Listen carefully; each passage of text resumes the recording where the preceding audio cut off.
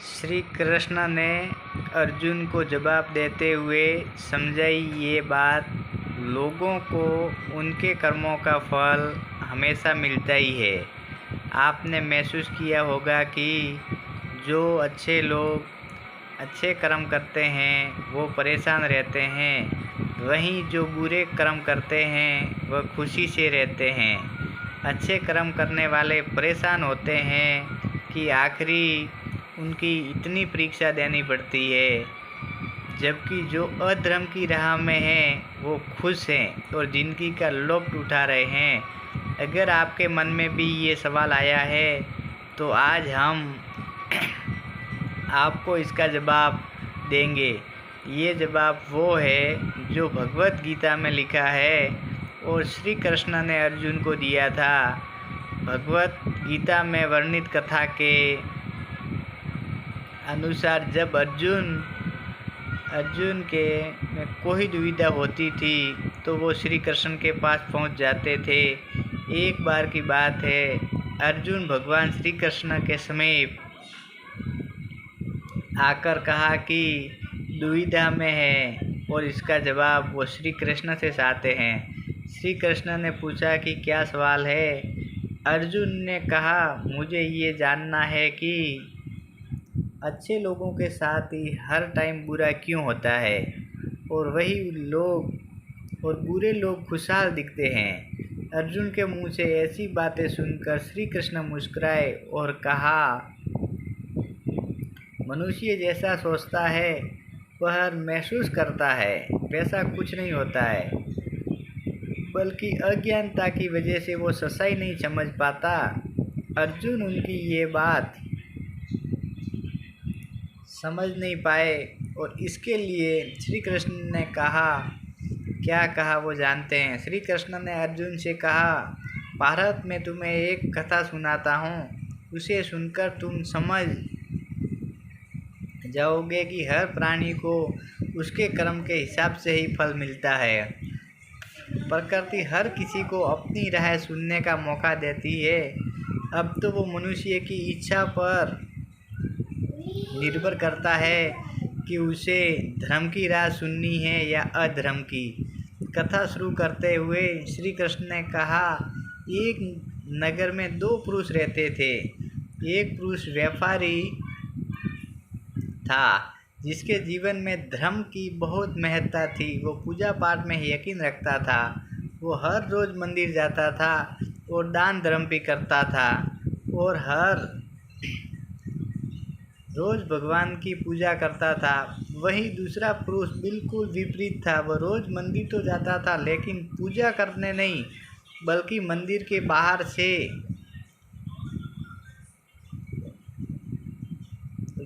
जूते चप्पल चुराने उसे और धर्म से कोई लेना देना नहीं था। समय बीतता गया और एक दिन बहुत ज़ोर की बारिश हो रही थी। इस वजह से मंदिर में पुजारी के अलावा कोई नहीं था। ये बात जब दूसरे पुरुष को पता चली तो उसने कहा कि ये है सही मौका है मंदिर का धन चुराने का। पंडित से नज़र बचाकर उसने मंदिर का सारा धन चुरा लिया। उसी समय धर्म कर्म में विश्वास रखने वाला व्यक्ति भी मंदिर पहुंचा। दुर्भाग्य से मंदिर के पुजारी ने उसे ही चोर समझ लिया और चिल्लाने लगे। वहाँ लोग एकत्रित हो गए और उसे बहुत मारा। किसी तरह वो बचते बचाते वहाँ से निकला तो दुर्भाग्य ने उसका साथ वहाँ भी नहीं छोड़ा और मंदिर के बाहर वो एक गाड़ी से टकरा गया और घायल हो गया।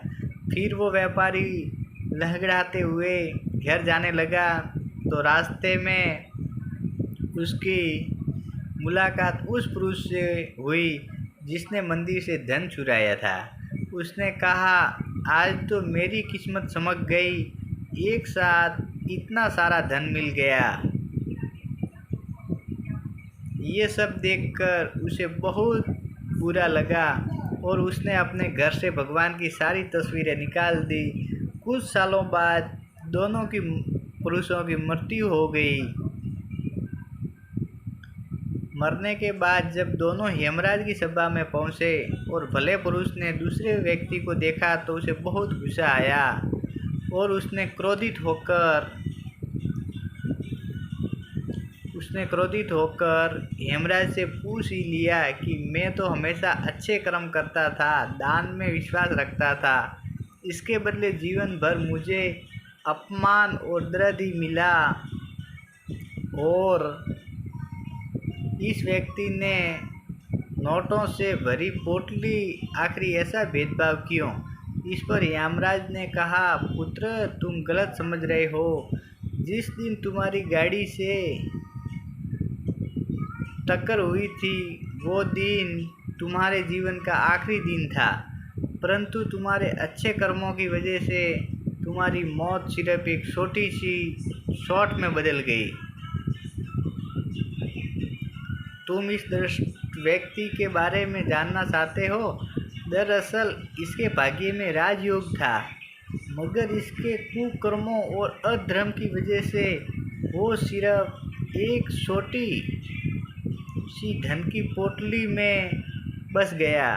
कथा सुनाने के बाद श्री कृष्ण अर्जुन से कहते हैं, प्राच्य अब तुम्हें तुम्हारे सवाल का जवाब मिल गया। ऐसा मानना कि भगवान तुम्हारे कर्मों को नज़रअंदाज कर रहे हैं, ये बिल्कुल भी सत्य नहीं है। भगवान हमें कब और क्या और किस रूप में दे रहा है, मनुष्य को समझ में नहीं आता, मगर आप अच्छे कर्म करते रहो तो भगवान की कृपा हमेशा बनी रहती है। इसलिए अपने अच्छे कर्मों को बदलना नहीं चाहिए, क्योंकि उसका फल हमें इसी जीवन में मिलता है। इसलिए मनुष्य का फर्ज है कि हमेशा अच्छे कर्म करते रहे, क्योंकि श्री कृष्ण ने गीता में भी बताया है कि किसी के द्वारा किया गया कर्म बेकार नहीं जाता है, चाहे वो अच्छा हो या फिर बुरा हो।